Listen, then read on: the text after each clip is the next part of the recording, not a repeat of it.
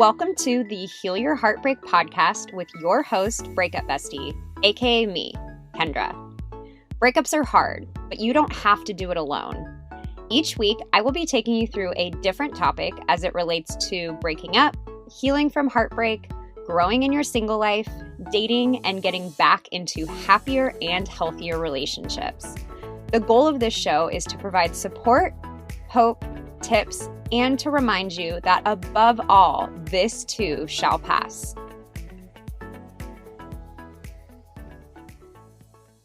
Welcome to episode 49 of the Heal Your Heartbreak podcast. I can't believe we are coming up on 50 episodes since I started this last year. Today's topic is something that I hear you guys dealing with a lot, and I completely understand it. I completely remember it. And this is the obsession that happens after a breakup with, I call them the could haves and should haves. One of the hardest things after a breakup is this mental obsession that starts. And I'm sure you guys can all relate to the could haves and should haves. It's likely what you're thinking about late at night when you're trying to sleep. It's what's distracting you from work. It is basically your brain trying to fix the breakup in your own mind. So it's a very normal thing that happens. And so we're going to dive into that today, why we do it, why it can be really destructive, what the difference is between the could haves, should haves, and, productively learning lessons after a breakup. So we're going to cover all of that today. And before I jump into the topic, for those of you that don't follow me on Instagram, I have started working with this amazing company called Hey Hero. And essentially, you can submit a question to me and I will respond via video for only $20. So if you are someone that either is thinking about doing coaching, but you're not sure, or you just want like a couple specific questions answered, this is an awesome tool to be able to do that. So I'm going to include the link in the show notes. You can also find it on my Instagram, but just another way to get questions answered from me, get advice from me. And yes, you will get a video from me that's at least a few minutes long addressing what you are going through. And it's a much better option than just shooting me a DM on Instagram. Okay, so let's jump into the could haves and the should haves. And I touched on this a little bit in the intro, but first I wanted to talk about why we do it. You've heard me say before on these episodes that when a breakup happens, our brains, our bodies, we don't like it. It's not something that we want to be going through. And so our body goes into this kind of shock, and we're trying to make sense of it. We're trying to reverse it. We're doing whatever we can to make sense of the traumatic situation that just happened. So I see people fall into one of two camps typically right after they get broken up with. It's all my fault or it's all their fault, meaning you blame the entire breakup on you. If only you had done this or that, getting into the could haves and should haves, or it's all their fault, meaning you did nothing to contribute to it. I don't think either of those are ideal. They're both normal, but the healing really takes place when we can lie somewhere in the middle of those two extremes, meaning I never want you to blame the entire thing on yourself, even if you do think it's your fault, which I will get into a little bit later. And I also don't want you to put the entire thing on the other person, not because I don't want you to think they did anything wrong, but mainly because having that deep of a resentment and feeling like that much of a victim is just really not productive towards the healing process. So the goal is to be somewhere in the middle. But in the beginning, especially if you're someone that's doing the it's all my fault kind of a thinking, that's where the could haves and the should haves step in. This process is probably going to sound really familiar, but you'll probably find yourself replaying and replaying and replaying conversations that you and your ex had, fights that you guys had, just different situations throughout your relationship, and really going through and thinking, if only I had zigged instead of zagged, if only I had said this instead of that. Why was I so hard on my ex in this situation? Why did I make such a big deal? I should have just let that go. And then, especially when we get into the events that lead to the breakup, we start thinking, if only I hadn't brought this up, if only I hadn't done this, then the breakup wouldn't have happened. That's what the could haves and the should haves look like. And they're really painful. And let me tell you, I know that you can spend hours and hours doing it, because I have spent hours and hours doing that, and just trying to figure out like the one magic thing that if only I had done this differently, I would not find myself in this situation. And when we do it, it's really painful, because we get into this frame of mind of thinking that that was our person, our ex was our person that we were meant to be with. And because of a very trivial mistake or thing that we did, trivial or not, that we ruined something for us. And that's not how we want to think, because that's really painful to think that a mistake we made, altered the course of our lives. And throughout this episode, I'm going to explain to you why that's just simply not the case. It's just not the case. Even if you think the breakup was entirely your fault, it's still not the case. So the goal is not to not have the could haves and the should haves, because it's just a part of the human experience. In fact, I remember I had to give this speech for something probably 5-6 years ago. And afterwards, I did not think I did very well. I was completely beating myself up, thinking about all the things that I should have said or should not have said. And a mentor of mine said, Kendra, no matter what you do, there's always going to be 3 versions of it. And in this particular case, it was about the speech. But she'll say, you're always going to have what you want to say, what you actually said, and what you wished you had said. So that's going to be the case no matter what you're doing, whether that's you're on a date, you're talking to a friend. We're always going to go into I should have said this differently. I shouldn't have done that. So it's just a part of the human experience. So the goal is not to not have it, because that's pretty unrealistic. The goal is to be able to be aware of this kind of thinking, and at least deep down have the knowledge that it's not reality and it's not true. And then I also want to give you the tools for you to be able to combat that a little bit better. Okay, so before I jump into how to combat the could haves and the should haves, I want to talk about the difference between learning and shaming. And I talked about this on my Instagram last week, but we should all be learning from our relationships. We should all be learning from breakups. Breakups, again, are an incredible opportunity to learn about how we behave in relationships, what we like in relationships, etc. But what a lot of people do is they hear that I should be learning, and instead they turn that into shaming, and you do that through the could haves and the should haves. So this looks like right after the breakup, I'm so stupid. How could I have done this? How could I have actually thought that my ex meant what they said? How could I think that I was going to marry this person? All of that kind of stuff. That's where we really get into the shaming. However, the learning is really important, but there are a few key differences that separates those two things. The first one being pretty much anything that happens right after a breakup is going to be shaming.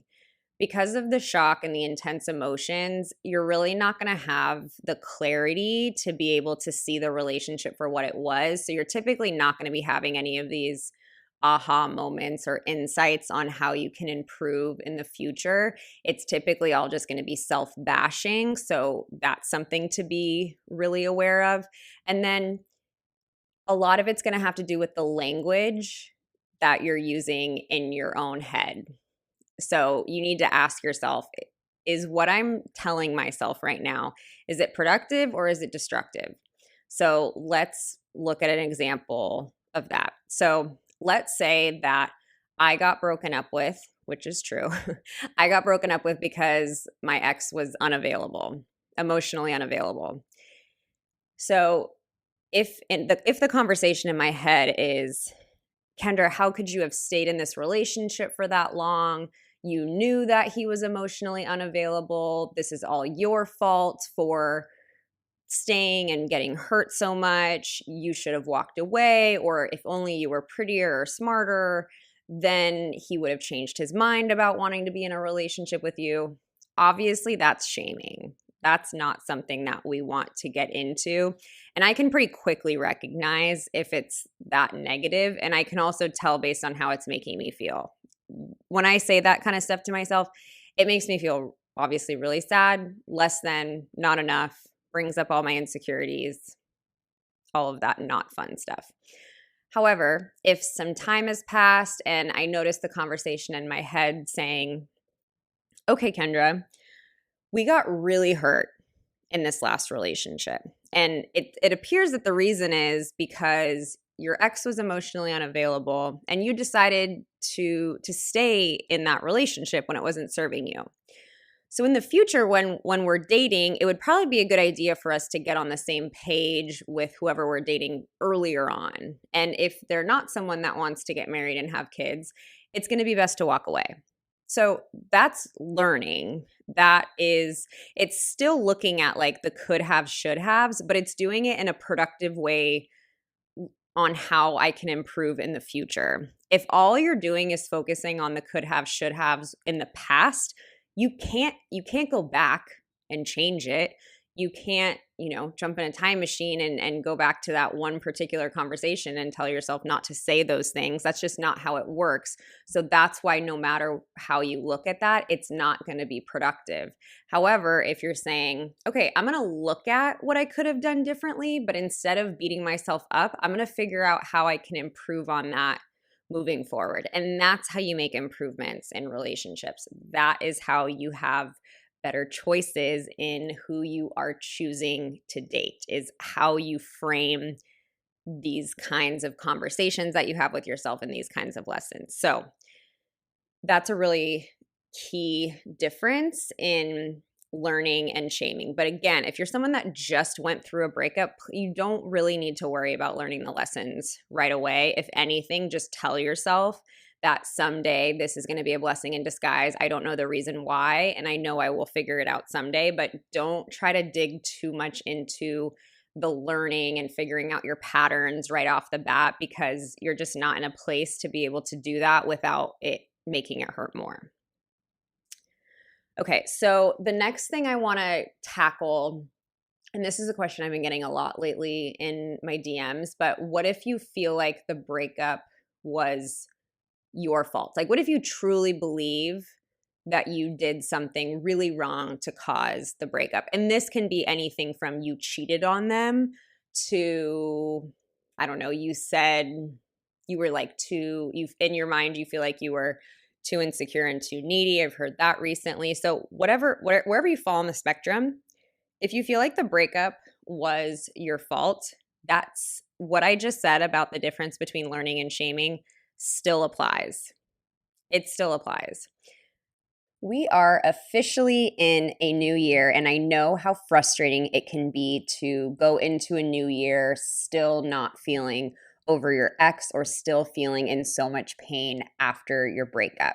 So if you are looking for even more help and guidance, and trust me, it's okay to not be able to go at this alone, you can get my step-by-step healing process using one of my courses. So no matter where you might feel stuck in your breakup, I guarantee there's going to be a course for you.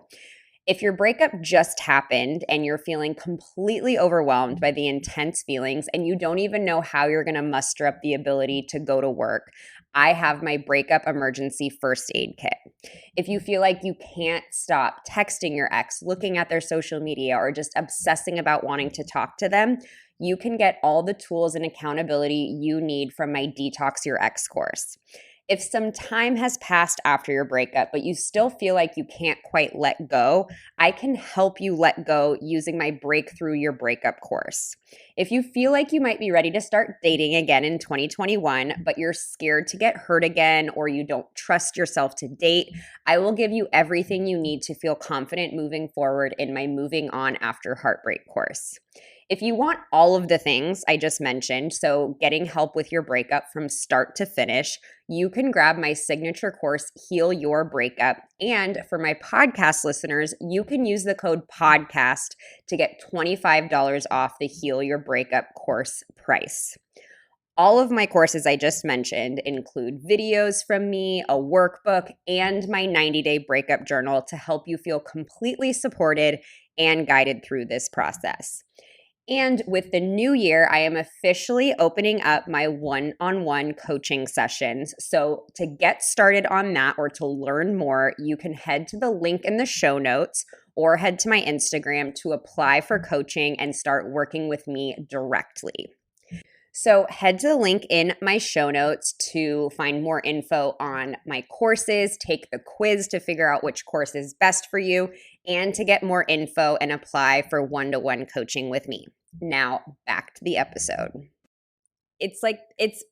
I relate it to someone that's like if I'm trying to start a new habit. Let's say I'm trying to start a new habit.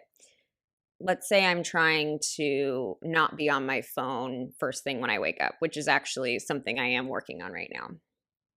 So if I do that and then one morning I'm doing well, and then one morning I wake up and I do grab my phone first thing and I spend like 30 minutes on it. Me going, Kendra, what the heck are you thinking? Why are you doing this? You're so destructive to yourself. You know how much this hurts you. How could you do such a thing? No wonder you're running late and anxious all morning because of you spent your first 30 minutes of your day on your phone. That's not going to help me not be on my phone the next day. That's just going to make me feel really shitty the rest of the day. So it's the same thing. If I cheated on an ex,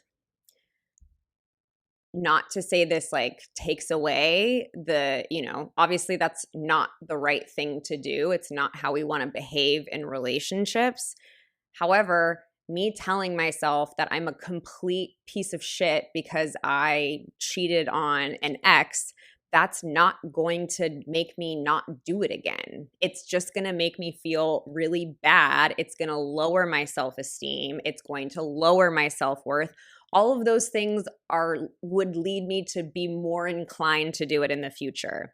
Whereas if I said, okay, Kendra, I'm not proud of that. I'm not proud of the fact that I was really jealous and controlling in my last relationship, but that's okay. I can't change the past. All I can do is dig into let's dig into why I was acting like that. Why am I so jealous of my partner? Why did I feel like I needed validation so much that I went and was unfaithful? Why did I do that? And then in a loving way, I can heal myself so I'm not going to do that in the future. So even if you feel like you did something so bad to your ex, it still doesn't mean that you should obsess about the could haves and the should haves. I truly believe that everyone deserves grace. And I'm also going to explain to you why.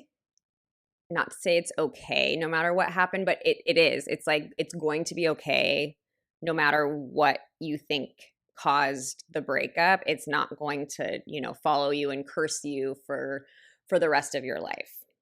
So let's move into what are some things you can do when you get stuck in the could haves and the should haves. The first thing is going to be doing some like self-soothing and talking to yourself and reassuring yourself. So the first thing is reminding yourself that you did the best you could. Sure, when we look back, like I said, there's 3 versions of everything. When we look back, there's always going to be things we think we can improve on. Always. But my dad has always told me that people are doing the absolute best they can with their current thinking. So no matter what happened. You were doing what made the most sense to you at that time, and that's okay. That is okay. You did the very best you could. And that's all we can really ask of ourselves. And, aside from like the really clear cut things we think we did wrong, my guess is that whatever you think you could have done differently was not that big of a deal. And that leads me to my second thing to reassure yourself on. I truly believe that nothing happens by mistake. And this is something that I really learned after getting sober. As someone who was a very active alcoholic for years, I did a lot of things that I was not proud of at all. Things that I carried a lot of shame about. I would go into gnarly shame spirals on how I could have done things differently. But I remember reading that line that nothing happens by mistake. And now looking back, with some time, I can see that even though I did some really horrible things, like it all led me to exactly where I am now. The relationships I ruined, while I'm not proud of the fact that I ruined relationships and ruined friendships, they made room for the people that I believe are meant to be in my life. I would not be with my husband if I hadn't gone through those things and done some of those things that I was not proud of. So I can tell you that without a doubt, even if you feel like you did the worst possible thing possible, which my guess is that you didn't at all. My guess is whatever you think in your mind that you did to cause the breakup or hurt the relationship is nowhere near reality. So, but even if you did, it's still happening exactly how it's supposed to. So when I'm going through something that I really feel like, if I feel like I messed up on something with work or in, a conversation, I just will continue to tell myself like nothing happens by mistake. Nothing happens by mistake. And just remembering that when you get into those could haves and should haves thought spirals. So the next thing, and you guys hear me tell this a lot, is to do a pattern interrupt. I think a lot of the times we'll be able to catch ourselves when we get into that shame spiral, could have, should have's kind of thinking that we're talking about. So whether that's when you catch yourself doing it, you say, okay, I'll say, okay, Kendra, we're not going to go there. We're just not going to go there today. That's not how I want to feel today. That's not how I want to talk to myself today. We're not going to go there. And I'll literally say that to myself internally or out loud. Or I can go for a walk, or I can, and it doesn't even like, this isn't even the time that you need to dig in and journal and look at the feelings. It's just a time to like get your mind off of it and onto something different for like 10 minutes. Go for a walk, call a friend, something along those lines. But do something that will take you out of that thinking so you don't get too far stuck in it, because we all know what it's like when we really, really get into it and how dark it can get and how sideways it can get. It's kind of like when you go into like an Instagram black hole and all of a sudden you're looking at a friend of a friend of a friend of a friend. That's not the kind of thinking that we want to get into when we're obsessing on those could haves and should haves. So the last thing that I'm going to recommend is I want you to talk to yourself as if your friend was describing what you think you did so wrong. So, and I'll tell my coaching clients to write it like this, but if you were to write out in your mind what your could haves and should haves were, if you were to write them out in third person and then read it back, would you really think you were that terrible? No, of course not. And if you were to be the friend to yourself that you were to your friends, my guess is you would be so much nicer, give yourself so much more grace in that, And that's the way that you want to be talking to yourself. So in the beginning, I'd even encourage you to talk to your friends and say, hey, I know this might sound crazy, but these are what my thoughts are. I can't tell you how many times I've done that. I will text a friend and say, this is what's going on in my brain. I know it sounds off base. I know it sounds kind of crazy, but I just needed to like get some reassurance from you on that. So do that. Share those thoughts with your friends and allow them to show you that it's nowhere near as bad as you think, and it's probably not something that you should be worried about at all. And then as the more you do that, then you'll start to be able to soothe yourself in that way and reassure yourself in that way. So essentially, the moral of the story is the could haves and should haves are so normal. But they're also not going to be helpful towards your breakup recovery because they take up so much energy to be spinning in that way. And that's precious energy that needs to be used towards your healing instead. So they're not going to be helpful. And we need to give ourselves a heck of a lot more grace than we are. We need to be really kind and supportive towards ourselves. And that applies all across the spectrum. No matter what happened or what you think happened in your breakup, it still applies. And if you get stuck in that, just remind yourself that nothing happens by mistake. You did the absolute best you could. You deserve forgiveness. Everyone in the situation deserves forgiveness at some point. Do a pattern interrupt to get out of your head and talk to yourself more like you would talk to your friends. That is the episode in a nutshell. So I will see you guys back here next week with another guest interview. And don't forget to check out the link in the show notes to submit a question to me and get a personalized video with a response. I hope you enjoyed today's show. If you loved it, I hope you'll leave me a review and share with your friends. If you're interested in learning more about my course, Heal Your Breakup, where I take you step by step through my entire healing process, you can find more info at my website, breakupbestie.com. And if you're new, don't forget to join our private Facebook group so you can connect with other women going through the same thing and seek support. You can search Breakup Bestie Support Group on Facebook to join. Lastly, if you're not already following me on Instagram, I share new tips and support every single day. You can find me at Your Breakup Bestie. Most importantly, hang in there, stay connected with loved ones, be nice to yourself, and remember, it's all going to be okay. I promise.